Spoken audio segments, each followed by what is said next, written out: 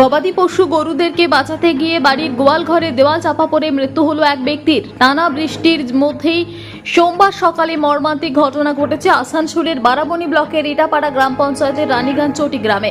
এই ঘটনায় গোয়াল ঘরের ভাঙা দেওয়ালের তলায় চাপা পড়ে মারা গেছে একটি গরু, জখম হয়েছে আরও একটি গরু। মৃত ব্যক্তির নাম অশোক বন্দ্যোপাধ্যায়। জানা গেছে আসানসোলের বারাবণী ব্লকের ইটাপাড়া গ্রাম পঞ্চায়েতের রানীগঞ্জ চটি গ্রামে বন্দ্যোপাধ্যায় পরিবারের একটি গোয়াল ঘরে 20 থেকে 25টির মতো গরু রাখা ছিল। সোমবার সকাল 6:30 নাগাদ সেই গোয়ালঘর থেকে হঠাৎ একটি বিকট আওয়াজ শুনতে পায় গোয়ালঘরের মালিক পরিবারের সদস্য অশোক বন্দ্যোপাধ্যায়। তিনি কাকা ভোলানাথ বন্দ্যোপাধ্যায়কে সেই কথা বলে গোয়ালঘরে থাকা গরুগুলি খুলতে যান। ভোলানাথ বাবু ও ভাইপোর সঙ্গে গোয়ালঘরে যান। গোয়ালঘরে গরু খোলার সময় একটি দেওয়াল ভেঙে পড়ে। ভোলানাথ বাবুর চিৎকারে বাড়ির সদস্য আশপাশের লোকেরা দৌড়ে আসেন। সেই দেওয়ালের তলায় চাপা পড়েন 52 বছরের অশোক বাবু, বেশ কয়েকটি গরুও। এরপর সবাই মিলে দেওয়ালের ধ্বংসস্তূপ সরিয়ে দেখেন তার তলায় অচৈতন্য অবস্থায় পড়ে আছেন অশোক বাবু। তার সঙ্গে চাপা পড়ে রয়েছে দুটি গরুও। সঙ্গে সঙ্গে অশোকবাবুকে কেলেজোড়া ব্লক প্রাথমিক স্বাস্থ্য কেন্দ্রে নিয়ে যাওয়া হলে চিকিৎসক পরীক্ষা করে মৃত বলে ঘোষণা করেন। এরপর সেই মৃতদেহ নিয়ে আসা হয় আসানসোল জেলা হাসপাতালে। অন্যদিকে যে দুটি দেওয়ালের ধ্বংসস্তূপে চাপা পড়েছিল তার মধ্যে একটি গরুর ঘটনাস্থলে মৃত্যু হয়েছে, জখম হয়েছে অন্য গরুটি। আজ সকালবেলা ওই 6:30 7টা নাগাদ আমাদের যে গোয়াল দুটো পাশাপাশি আছে, গোয়াল পাশাপাশি আছে, হঠাৎ ওই দেওয়ালটা একটু পটপট শব্দ হতো।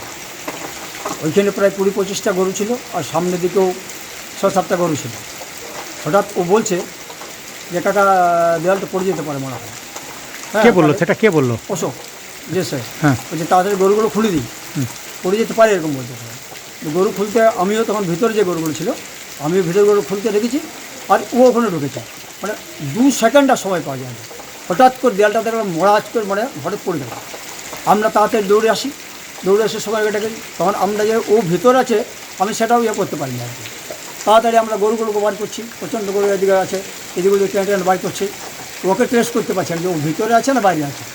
সেই সময় খোঁজাখুঁজি করার পরে হঠাৎ দেখছি ওখান থেকে ও ভিতরে একদম দাবা হয়ে গেছে।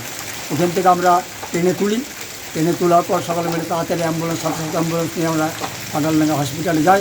ফাটালডাঙ্গা হসপিটালে ওখানে গিয়ে করে বলি নিয়ে তখন থেকে আমরা ওখানে কেলেচড়া হসপিটালে কী বললো দেখে?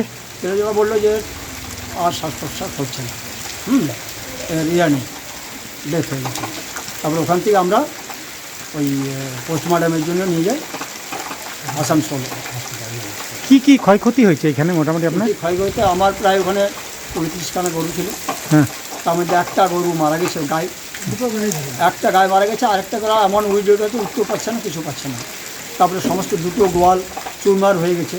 ওই যে গরুগুলো আছে গরুগুলো রাখার এখন আর কোনো জায়গা নেই। হ্যাঁ, আর যা যাবার তো সে তো আমাদের ছেলে গেলই। ওনার পরিবারে কে কে আছে? ওনার পরিবারে বিয়ে করেনি, ওনার পরিবার 3 ভাই।